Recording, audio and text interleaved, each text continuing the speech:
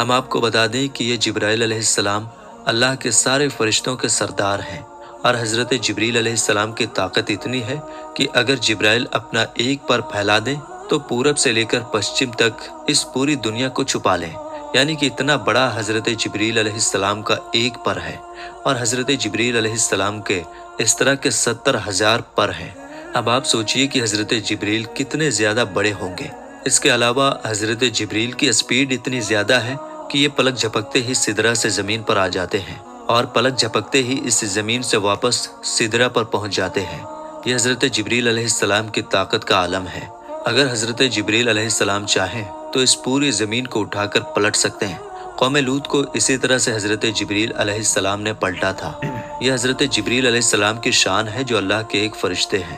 دوستو، یہی حضرت جبریل علیہ السلام پہلی بار اپنی اصلی شکل و صورت میں اللہ کے پیارے نبی حضرت محمد صلی اللہ تعالی علیہ وسلم کے سامنے حاضر ہو گئے اور کہنے لگے، پڑھو اقرا۔ یہ سن کر آپ صلی اللہ تعالی علیہ وسلم نے فرمایا، میں نہیں پڑھتا۔ حضرت جبریل نے دوبارہ کہا، پڑھو اقرا۔ آپ صلی اللہ تعالی علیہ وسلم نے پھر کہا، میں نہیں پڑھتا۔ حضرت جبریل علیہ السلام نے تیسری مرتبہ کہا، پڑھو اقرا، تو آپ نے پھر کہا، میں نہیں پڑھتا۔ اس کے بعد حضرت جبریل علیہ السلام نے اللہ کے پیارے نبی حضرت محمد صلی اللہ تعالی علیہ وسلم کو اپنے سینے سے لگایا، اور سینے سے اس طرح سے لگایا کہ حضرت جبریل نے حضور پاک کی بغل میں اپنے دونوں ہاتھ ڈالے، یعنی کہ اللہ کے نبی کے دونوں ہاتھ باہر کی طرف کر دیے، اور پھر جبریل نے پیارے نبی کو اپنے سینے سے لگایا اور پھر زور سے دبا دیا، یعنی کہ بہت زور سے دبایا۔ حدیث شریف میں آتا ہے کہ اللہ کے پیارے نبی حضرت محمد صلی اللہ تعالی علیہ وسلم نے فرمایا ہے کہ اس وقت حضرت جبریل نے مجھے اتنی زور سے دبایا تھا کہ قریب تھا کہ میری جان نکل جاتی، مگر جبریل نے مجھے زور سے دبا کر چھوڑ دیا، اور پھر فرمایا کہ پڑھو اپنے رب کے نام کے ساتھ جس نے آپ کو اور تمام دنیا کو پیدا فرمایا ہے، پیدا کیا ہے انسان کو زمین و خون کے جمے ہوئے ایک لوتھڑے سے۔ پڑھو، حال یہ ہے کہ تمہارا رب بڑا ہی رحم کرنے والا ہے۔ پھر اللہ کے پیارے نبی حضرت محمد صلی اللہ تعالی علیہ وسلم پڑھنے لگے، اور پھر آپ بہت گھبرا گئے، غار ہرا کی پہاڑی سے اتر گئے اور اپنے گھر آ گئے۔ یعنی کہ یہ واقعہ ہونے کے بعد اللہ کے پیارے نبی حضرت محمد صلی اللہ تعالی علیہ وسلم گھبرائے ہوئے اپنے گھر تشریف لائے۔ اس وقت آپ کا بدن کانپ رہا تھا، جس طرح سے انسان کا بدن سردی سے کانپتا ہے، یعنی کہ اس وقت آپ بہت ہی زیادہ خوف کی حالت میں آ گئے تھے۔ آپ صلی اللہ تعالی علیہ وسلم بہت ہی زیادہ گھبرائے ہوئے اپنے گھر آئے، اور آپ نے اپنی بیوی حضرت خدیجہ رضی اللہ تعالی عنہا سے فرمانے لگے، چادر لاؤ اور مجھ کو چادر اوڑھا دو۔ حضرت خدیجہ چادر لے کر آئیں، اور پھر آپ وہ چادر اوڑھ کر سو گئے۔ اس کے کچھ دیر بعد آپ صلی اللہ تعالی علیہ وسلم کے اوپر سے خوف کے اثرات کم ہوئے، تو آپ نے اپنی بیوی حضرت خدیجہ رضی اللہ تعالی عنہا کو یہ سارا واقعہ بیان کیا، یعنی کہ غار ہرا کی پہاڑی پر جو بھی آپ کے ساتھ میں ہوا تھا وہ سارا واقعہ آپ نے حضرت خدیجہ کے سامنے بیان کر دیا۔ یہ واقعہ سن کر حضرت خدیجہ نے فرمایا کہ آپ کے اوپر یہ کوئی شیطانی کام نہیں ہو سکتا ہے، کیونکہ آپ نے تو ہمیشہ غریبوں کی مدد کی ہے، آپ نے تو ہمیشہ بیواؤں کو سہارا دیا ہے، آپ تو ہمیشہ یتیموں کے سہارے بنے ہو، آپ نے ہمیشہ بے سہارا لوگوں کی مدد کی ہے، اس لیے آپ کے ساتھ میں اللہ تعالیٰ کبھی کچھ غلط نہیں ہونے دے سکتا،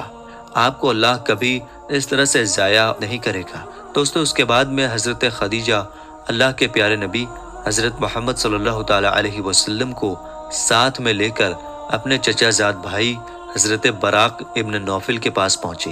جو کہ اس وقت یہودیوں کے ایک بہت بڑے عالم ہوا کرتے تھے۔ یہ اصل میں پہلے مشرک تھے، یعنی کہ بت پرست تھے، لیکن یہ بہت ہی زیادہ تعلیم یافتہ تھے، اس لیے بعد میں انہوں نے عیسائی دھرم کو قبول کر لیا تھا، اور پھر انہوں نے تورات اور انجیل کو حفظ بھی کر لیا تھا، یعنی کہ یہ اس وقت تورات کے ایک بہت ہی بڑے عالم تھے۔ اس لیے حضرت خدیجہ اللہ کے پیارے نبی حضرت محمد صلی اللہ تعالی علیہ وسلم کو ساتھ میں لے کر اپنے چچا زاد بھائی کے پاس پہنچی اور جا کر سارا واقعہ بیان کر دیا۔ حضرت براق ابن نوفل کے اس وقت اپنے بڑھاپے کی وجہ سے بینائی چلی گئی تھی، یعنی کہ اس وقت وہ دیکھ نہیں پا رہے تھے۔ جب انہوں نے اللہ کے نبی حضرت محمد صلی اللہ تعالی علیہ وسلم کی حالت سنی تو پوچھنے لگے کہ آپ کو کیا ہوا؟ تو آپ صلی اللہ تعالیٰ علیہ وسلم نے فرمایا کہ میں غار ہرا کی پہاڑی پر اللہ کی عبادت میں مشغول تھا۔ اتنے میں میرے پاس اس طرح سے ایک بہت بڑا شخص اچانک میرے سامنے آ گیا اور پھر کہنے لگا کہ پڑھو۔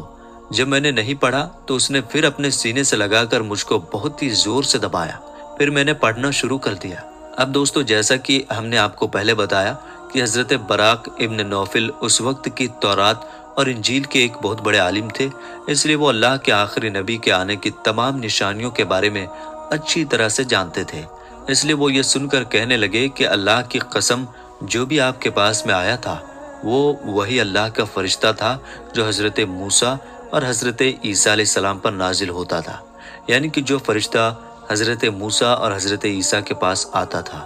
وہ فرشتہ آپ کے پاس میں آیا تھا۔ اور ان قریب ہے کہ اب آپ کی قوم آپ کو علاقے سے، آپ کو اپنے شہر سے باہر نکال دے گی، کیونکہ آج تک جس نے بھی حق کی آواز اٹھائی ہے، جتنے بھی آج تک نبی اس دنیا میں آئے ہیں، ان سب کو اسی طرح سے سزا دی گئی ہے۔ کیونکہ حضرت براق ابن نوفل تورات اور انجیل کے بہت بڑے عالم تھے، اس لیے وہ اللہ کے آخری نبی کے آنے کی تمام نشانیوں سے اچھی طرح سے واقف تھے،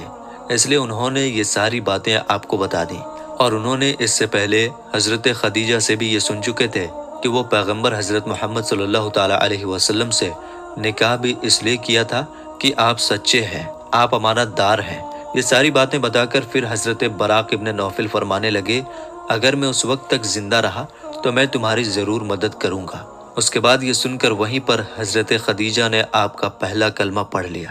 یعنی کہ حضرت خدیجہ پہلی خاتون تھیں جو آپ پر ایمان لے آئی۔ اس نے آپ صلی اللہ تعالیٰ علیہ وسلم کی تصدیق کی، یعنی آپ کے بارے میں بتایا، یعنی کہ دوسرا کلمہ انہوں نے پڑھا۔ تو میرے دوستو، آگے کا واقعہ انشاءاللہ ہم اپلوڈ کریں گے۔